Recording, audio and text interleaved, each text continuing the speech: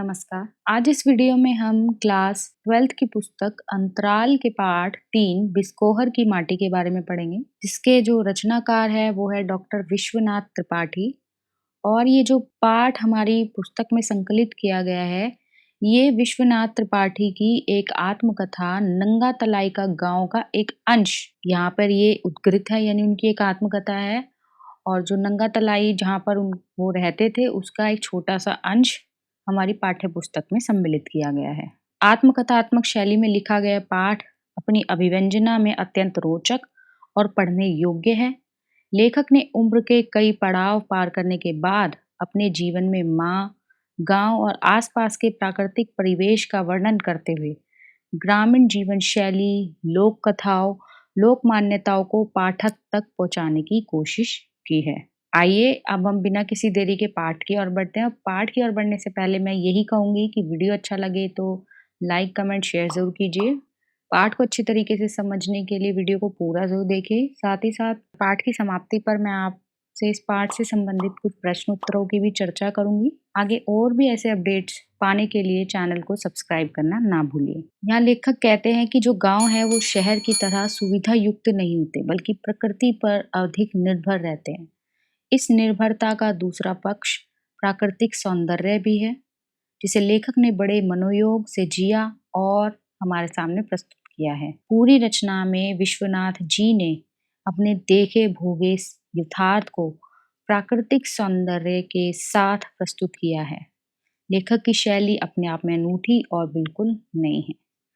तो पाठ की शुरुआत कुछ इस प्रकार होती है कि लेखक बताता है कि पूरब टोल के तालाब में कमल फलते हैं, फूलते हैं। यानी अभी जब हम शुरू में पढ़ेंगे तो फूलों की किस्मों के बारे में पढ़ेंगे कि जो लेखक के गाँव में फूलों की किस्में थी वो कौन-कौन सी थी और किस तरीके से लेखक ने उनको यहाँ वर्णित किया है। तो सबसे पहले उसने कमल की चर्चा की है कि जो वहाँ का एक तालाब था, वहाँ पे जो कमल थे वो फलते-फूलते थे और इसी कमल पत्र यानी कमल का पत्ता पर हिंदुओं के भोज में भोजन परोसा जाता है। यानी ऐसा माना जाता है हिंदू धर्म में कमल के पत्ते पर भोजन परोसा जाता है।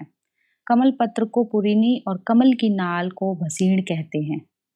कमल ककड़ी को सामान्यतः नहीं खाया जाता, पर कमल गट्टा यानी जो कमल का बीज है उसको ज़रूर खाया जाता है। विश्वनाथ जी ये सब कुछ बता रहे हैं। कमल से ज़्यादा बहार कोइया की थी। अब यहाँ पर एक कोइया एक पुष्प है, एक जल पुष्प है जिसके बारे में यहाँ विश्वनाथ जी बता रहे हैं कि उस समय कमल से ज़्यादा कोइया की बहार थी और इस जल पुष्प को कुमुद भी कहते हैं। इसे कोका बेली भी कहते हैं। आगे लेखक बताते हैं कि रेलवे ट्रैक्स के दोनों ओर गड्ढों में जहाँ पानी भरा होता है वहाँ इसे देखा जाता है। यानी अपने आप ही जहाँ पानी भरा हुआ होता है ये वहाँ उग जाते हैं। तो लेखक बताते हैं कि जो रेलवे की पटरियाँ थी उनके दोनों तरफ पानी भरा होने के कारण ये वहाँ उग जाते थे। अब लेखक बता रहे हैं जो इसके महत्व को जानता है वो इसकी गंध को पसंद करता है। यानी जिसको ये पसंद है उसको इसकी गंध भी पसंद है। इन्हीं दिनों में तालाबों में सिंघाड़ा भी उगता है। अब कोइया के बाद लेखक बढ़ते सिंघाड़े की ओर। सिंघाड़े के भी फूल होते हैं उजले और उनमें गंध भी होती है, यानी उनमें खुशबू भी होती है। विश्वनाथ को सिंघाड़े के फूलों से भरे तालाब से गंध के साथ एक हल्की सी आवाज भी सुनाई देती है। फिर उसके बाद आगे बढ़ते हैं हरसिंगार। और शरद ऋतु में हरसिंगार फूलता है, यानी उसकी बहार छाती है। यानी किसमें बताई जा रही है कि अलग अलग मौसम के दौरान जो है अलग अलग फूलों की बहार छा जाती। लेखक आगे बढ़ते हैं जहाँ वो एक माँ के प्यार के, प्रेम के और एक बच्चे के साथ उसके स्नेह की बात को करते हैं। जहाँ वो कहते हैं कि माँ के आंचल में छिपकर बच्चा केवल दूध ही नहीं पीता बल्कि रोता है, यानी सुबकता भी है और माँ को मारता भी है, माँ से फिर भी चिपटा रहता है। बच्चा माँ के पेट का स्पर्श, गंध भोगता रहता है। बच्चे जब दांत निकालते हैं तो हर चीज को काटते हैं। लेखक ने भी बचपन में माँ को काट लिया था, तब माँ ने उसे जोर से थप्पड़ मारा था। माँ बच्चे की माँ ही नहीं उसकी मित्र का भी सुख देती है।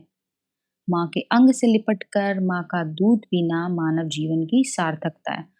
और लेखक सारी चीजें बताते हैं कि किस तरीके से बच्चा सबसे ज्यादा जो कनेक्टिविटी, जो उसके घनिष्ठ संबंध होता है उसका अपनी माँ के साथ होता है। और जो बच्चा अपनी माँ के अंग से लिपट कर माँ का दूध पीता है वही अपने जीवन को एक सार्थकता प्रदान कर सकता है।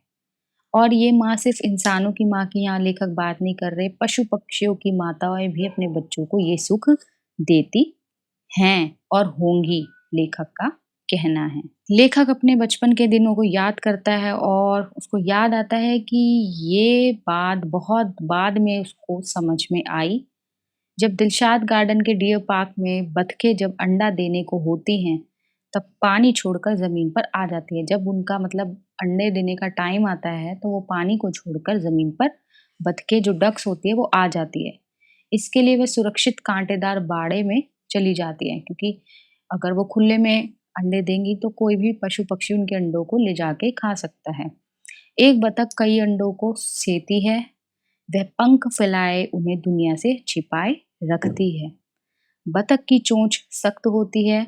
बतख अंडों को बहुत सतर्कता और कोमल से अपने पंखों में छिपा लेती है। कभी-कभी वह अंडों को बड़ी सतर्कता से उलटती-पलटती भी थी। लेखक की माँ और बतख की माँ की ममता प्रकृति की देन है। अब यहाँ पे जो लेखक है, वो इंसानों की माँ यानी लेखक की माँ और पक्षियों की माँ यानी जानवरों की माँ की तुलना कर रहा है कि माँ का प्यार, माँ की ममता सब एक जैसी होती है। फिर लेखक कहानी में आगे की ओर बढ़ते हैं और वो बताते हैं कि लेखक के साथ तब अत्याचार हो गया, कि उनके साथ क्या गलत हो गया कि जब उसका छोटा भाई आ गया। यानी अभी तक जो लेखक था वो अपनी माँ से चिपट कर माँ के दूध का आनंद लिया करता था, माँ के सुख को भोगा करता था। लेकिन जब उसका छोटा भाई पैदा हो गया तो उससे ये सुख जो है छिन गया, अब ये प्यार जो है बँट गया। तब माँ के दूध पर छोटे भाई का कब्जा हो गया। बालक विश्वनाथ ने अपना कब्जा छोड़ने से इनकार किया, यानी अब भी वो चाहता था माँ का दूध पीना। तो माँ चालाकी से क्या करा, किसी न किसी तरीके की कोई ट्रिक अपनाकर उससे अपना दूध छुड़ा लिया, जिससे क्या होता था कि उसको वो दूध जो था कड़वा लगता था और उसने अपनी माँ के दूध को छोड़ दिया और जो छोटा भाई था वो खुश होकर माँ का दूध पीता और जो लेखक विश्वनाथ था वो गाय का बेसुआद दूध। बालक विश्वनाथ का पालन पोषण पड़ोस की कसेरिन दाई ने किया था। उसके साथ लेटे लेटे वे चांद को देखते रहते, यानी वो बता रहे हैं कि उनके साथ अत्याचार हो गया और उनको अपने भाई के साथ भाई को अपना वो माँ का जो प्यार, माँ का जो दूध था वो देना पड़ा और उनको गाय का बेस्वाद दूध पीना पड़ा। अब आगे लेखक दोबारा से फूलों की किस्मों की बात करते हैं कि फूलों की बात कमल, कोइया, हरसिंगार की हो रही थी अभी तक और ऐसे कितने ही फूल थे जिनके फूलों की चर्चा फूलों के रूप में नहीं होती और वे असली फूल बहुत सारे फूलों के नाम यहाँ पर है, जैसे तोरई, लौकी, भिंडी, भटकटैया, इमली, अमरूद, शरीफा, यानी बहुत से फूलों के नाम यहाँ पर उन्होंने लिए हैं। आगे वो कहते हैं खेतों में सरसों के फूलों की तेल युक्त गंध तैरती है और जो सरसों के फूल है आपको पता ही है, उससे जो मस्टर्ड ऑयल है वो निकलता है, तो उसकी बात कर रहे हैं कि उनके फूलों की जो खुशबू है पूरे खेत में तैरती रहती है। विश्वनाथ के गाँव में एक फल बहुत होता है जिसका नाम है भरभंडा। उसे सत्यानाशी कहा जाता है। इसका नाम चाहे कैसा भी हो, यानी नाम ही कितना अजीब-सा भरभंडा, जिसको सुनकर ही ऐसा लगता है कितना गंदा-सा होगा, लेकिन जो फूल है उसकी सुंदरता का कोई जवाब नहीं। उसका फूल ऐसा पीली तितली जैसा, और जब आँख दुखती थी तो माँ उसका रस निकाल के, उसका दूध जैसा रस निकाल कर आँखों पर लगा देती थी। आगे लेखक धान, गेहूँ, जौ के भी फूल होते हैं, जीरे की शक्ल के भुट्टे का फूल होता है, इन सब के बारे में बात करते हैं। अब स्टोरी आगे बढ़ती है, यानी उनकी आत्मकथा में वो आगे बताते हैं कि साँपों की किस्मों के बारे में वो बात कर रहे हैं कि कौन से साँप जो हैं ज़हरीले हैं और कौन से विष रहित। कि घास पत्तों से भरी मेड़ों पर, मैदानों में, तालाब के बीटों पर तरह-तरह के साँप मिलते थे, जिनमें टोहड़ा और मझगिद्दवा, ये जो किस्म थे दोनों, ये विष रहित थे, यानी इनके अंदर ज़हर नहीं होता था। और जो डोहड़ा को मारा नहीं जाता, जो डोहड़ा साँप है, उसको मारा नहीं जाता क्योंकि इसको ऐसा माना जाता है कि ये वामन जाति का है। फिर एक और साँप की बात की जा रही है, धामिन, ये भी विष रहित है। सबसे खतरनाक साँप है गेहुअन, जिसे गाँव में फेटारा कहा जाता है। आगे लेखक बताते हैं कि बहुत खतरनाक है। इसके काट लेने पर आदमी घोड़े की तरह हिनहिना कर मरता है। फिर इसके बाद भटिया की बात करते हैं। इसके 2 मुँह होते हैं। आम, पीपल, केवड़े की झाड़ी में रहने वाले सांप बहुत खतरनाक होते हैं। सांप से डर भी लगता था और उनकी प्रतीक्षा भी की जाती थी। बिच्छू के काटने से दर्द तो होता था, पर उसे कोई मारता ना था, यानी उसको भी मारा नहीं जाता था। आगे गुड़हल का फूल देवी का फूल था। यहाँ पे एक फूल की बात की जा रही है जिसका नाम है गुड़हल और उसको देवी का फूल भी कहा जाता था। नीम के फूल और पत्ते चेचक में रोगी के पास रख दिए जाते थे। यानी हम यहाँ कुछ इस प्रकार के फूल और पत्तों की बात की जा रही है जिनसे रोगों को दूर करने का काम करते थे। फूल बेर के भी होते हैं और उनकी गंध बहुत अच्छी होती है, बहुत मादक यानी मदहोश करने वाली होती है।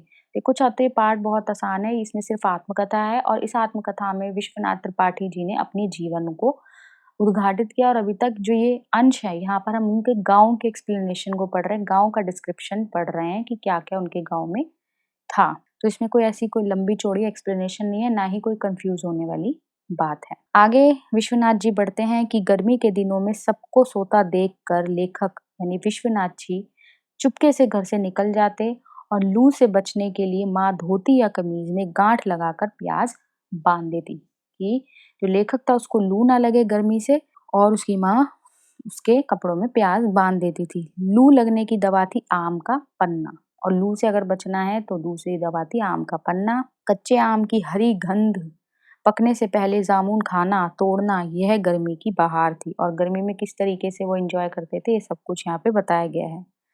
कटहल गर्मी का फल और तरकारी दोनों है। कटहल सब्जी जो थी गर्मी का एक फल भी है और एक सब्जी भी है। वर्षा एकाएक नहीं आती थी, यानी एकदम से वर्षा वहाँ नहीं होती थी। पहले बादल घिरते, फिर गड़गड़ाहट होती थी। पहली वर्षा में नहाने के बाद दाद, खाज, फोड़ा, फुंसी ठीक हो जाते थे। और आगे लेखक बताते हैं कि जब मॉनसून की पहली बारिश होती थी और उसमें जब बच्चे नहाते थे तो अगर उनको किसी भी तरह का कोई शरीर में प्रॉब्लम होती थी, स्किन प्रॉब्लम जैसे दाद, खाज, खुजली, पहले लोगों को बहुत होता था क्योंकि गर्मी बहुत थी, और अब तो एसी वगैरह होते हैं तो इतना ज़्यादा लोगों को नहीं होता। तो वो बताते हैं कि अगर मॉनसून की पहली बारिश में नहा लिया जाए तो ये जल्दी ठीक हो जाते हैं। आगे डॉक्टर विश्वनाथ त्रिपाठी यानी इस कहानी के जो लेखक हैं, वो बताते हैं कि फिर क्या था। बारिश के बाद गंदगी, कीचड़ और जलाने की लकड़ी पहले जमा करनी पड़ती थी। और पानी ही पानी भर जाता था वर्षा की वजह से।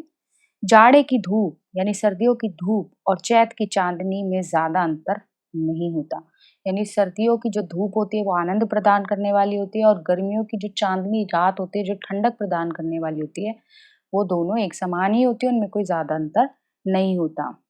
लेखक ने बिस्कौहर की औरत पहली बार बढ़नी में एक रिश्तेदार के यहाँ देखा था।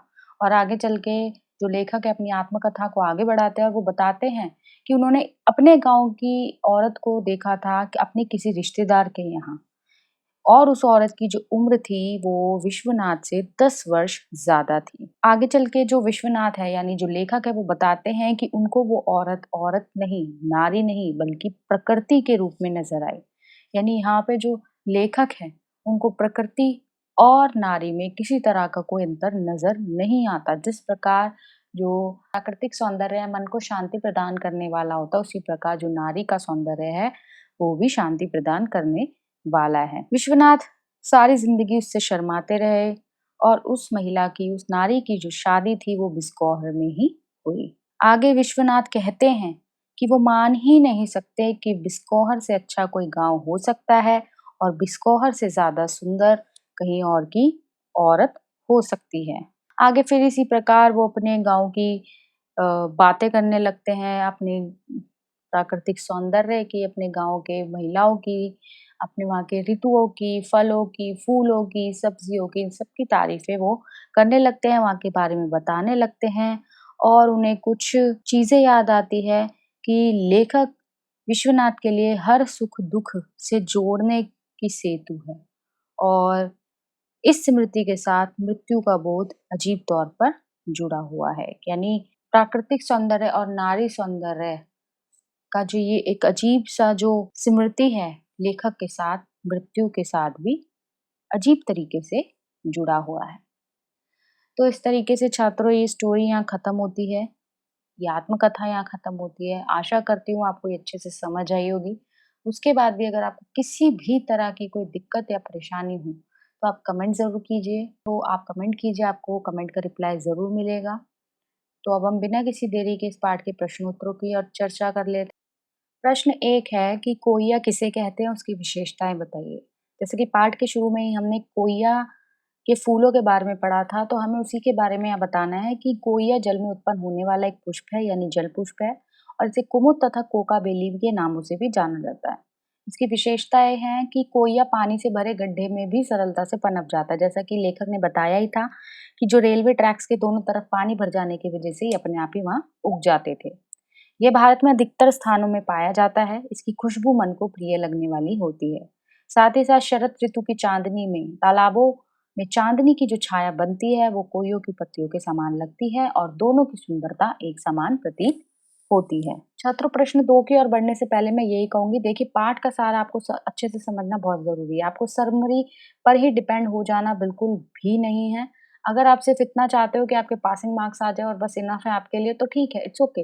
लेकिन अगर आप चाहते हो कि आपको अच्छे मार्क्स गेन करने हैं, तो आपको एक बार समरी देखने के बाद कि आपको चैप्टर क्लियर है, एक बार बुक में समराइज़ कर लेना चाहिए। इससे क्या होता है, आपको चैप्टर का जो कॉन्सेप्ट है अच्छे से क्लियर हो जाता है, क्योंकि हमारी जो एक्सप्लेनेशन होती है उसमें आपको one one word two word नहीं बताया जाता है। यहाँ पे आपको एक शॉर्ट समरी दी जाती है, जिससे आपको जो चैप्टर का कॉन्सेप्ट है, चैप्टर के अंदर है क्या, वो समझ आ जाए। इससे क्या होगा, आपको चैप्टर अच्छे से क्लियर होगा और साथ ही साथ अगर आपको पार्ट अच्छे से क्लियर है, तो आप किसी भी तरह का कोई बुक के अंदर से ही उसी चैप्टर से रिलेटेड किसी भी तरह का कोई भाषा को घुमा के प्रश्न पूछ लिया जाए, बड़ी सरलता से उसका उत्तर दे सकते हैं।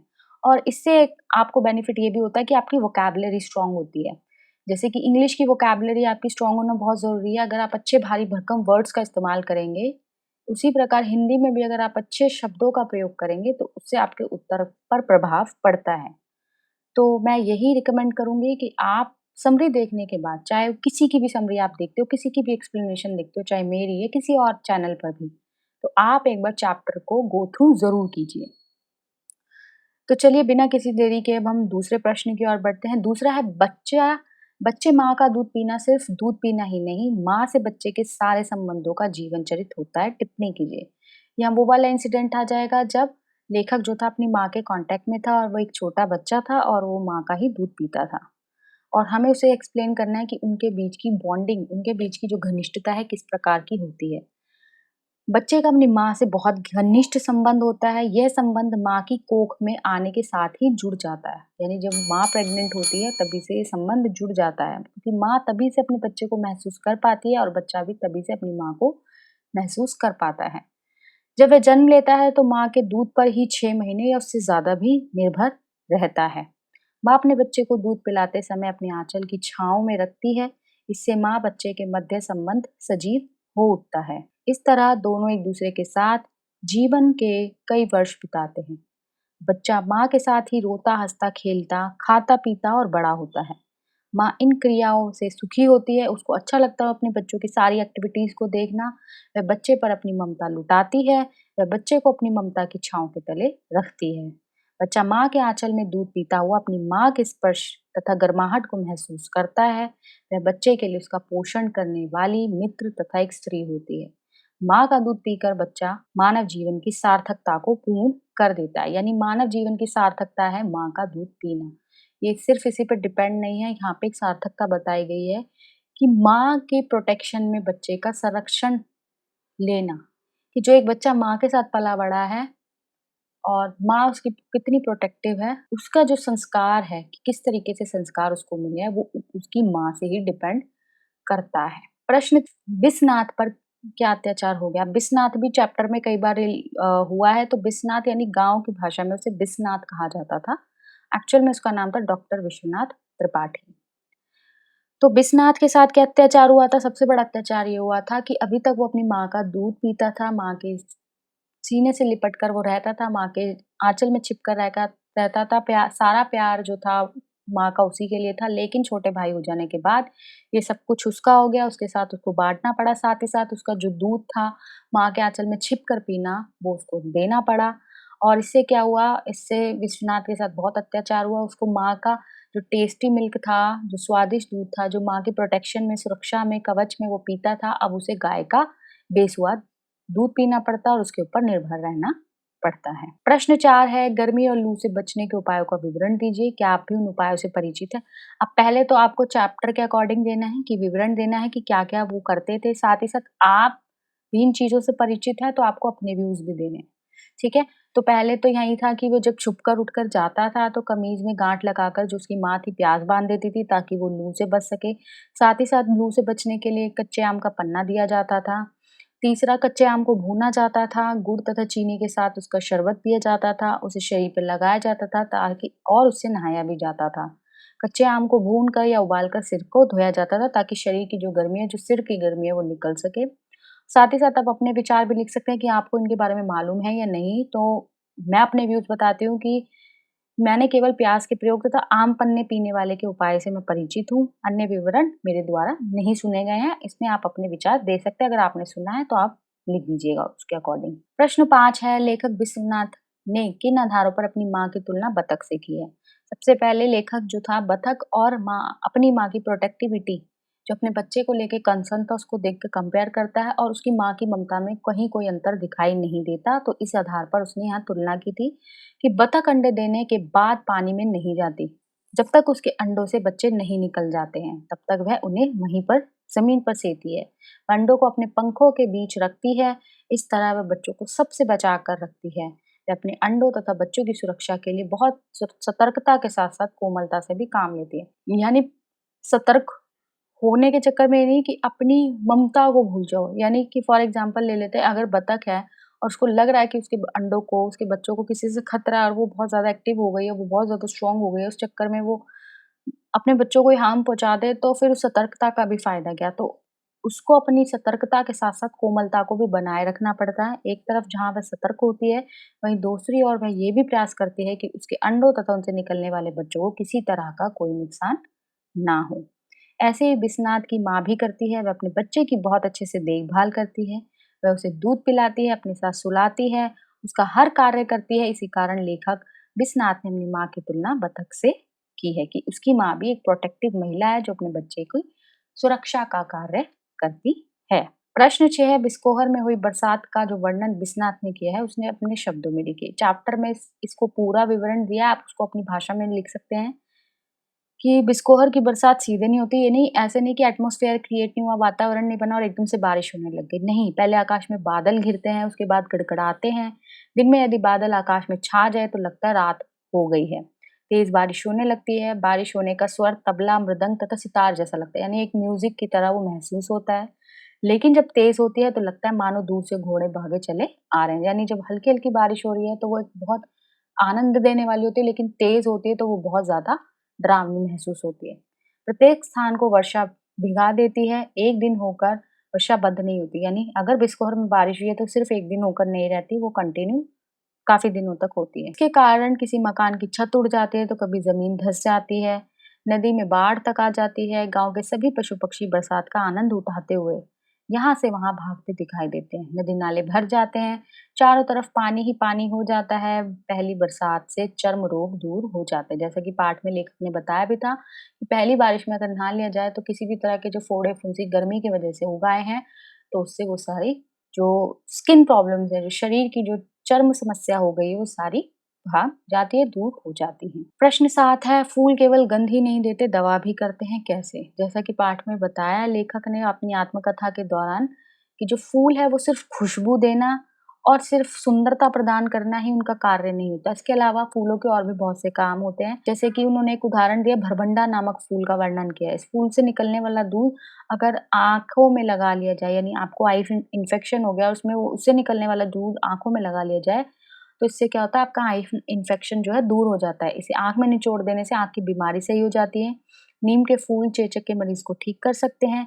बेर के फूलों को सूंघने मात्र से ही बर्रे ततैये का डंक अपने आप झड़ जाता है। नीम के बारे में आप जानते हैं, जैसे चिकन पॉक्स जिसे हम लोग माता भी कह देते हैं कई बार, तो नीम की झाड़ियाँ घर में लाके लगा लेते हैं। तो इस तरीके से कई ब जो फूल होते हैं, जो पत्ते होते हैं, वो सिर्फ़ सुंदरता या खुशबू प्रदान करने के लिए नहीं होते, उनके अंदर बहुत से अपने गुण भी विद्यमान होते हैं। प्रश्न 8 है, प्रकृति सजीव नारी बन गई है।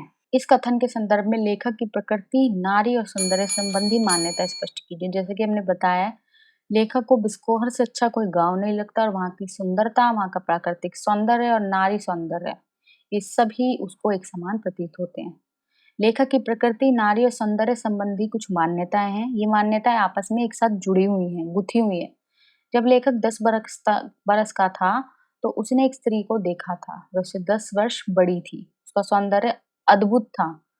संतोषी भाई के घर के बाहर आंगन में एक जूही की लता लगी थी। उससे आने वाली सुगंध लेखक के प्राणों तक को महका गई थी। यानी उसकी आँखों को सुंदरता वो औरत दे रही थी और जो वहाँ का वातावरण एटमॉस्फेयर क्रिएट हो गया था कि जो प्राकृतिक सौंदर्य भी उसमें चार चाँद लगा रहा था। लेखक चाँदनी रात में लता पर खिले फूलों में चाँदनी को देखता है। उसे प्रतीत होता है मानो चाँदनी जूही के फूलों के रूप में लता में उगाई हो। यहाँ लेखक प्रकृति को जूही, खुशबू तथा स्त्री के रूप में देखता है। उसके लिए अलग-अलग नहीं हैं, ये सब आपस में जुड़े हुए हैं, यानी ये सब कुछ एक-दूसरे के ऊपर निर्भर है। यानी बहुत सी चीज़ें एटमॉस्फेयर पर भी डिपेंड करती है। अतः वह औरत को चाँदनी के रूप में जूही की लता से प्रतीत होती है। तो छात्रों, इस तरीके से इस पाठ के जो प्रश्न उत्तर है वो यहाँ समाप्त होते हैं। आशा करती हूँ आपको पाठ की समरी साथ ही साथ प्रश्न उत्तर अच्छे से समझ आए होंगे। अगर किसी भी तरह का डाउट हो कमेंट कीजिए, कमेंट का रिप्लाई मिलेगा। अगर आपके किसी भी तरह की कोई सजेशन, कोई सुझाव हो या आप कुछ और किसी और टॉपिक पे वीडियो चाहते हैं तो भी आप कमेंट कीजिए। मैं आपकी जो भी रिक्वायरमेंट होगी उसको फुलफिल करूँगी।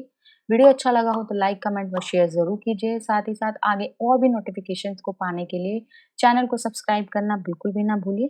धन्यवाद।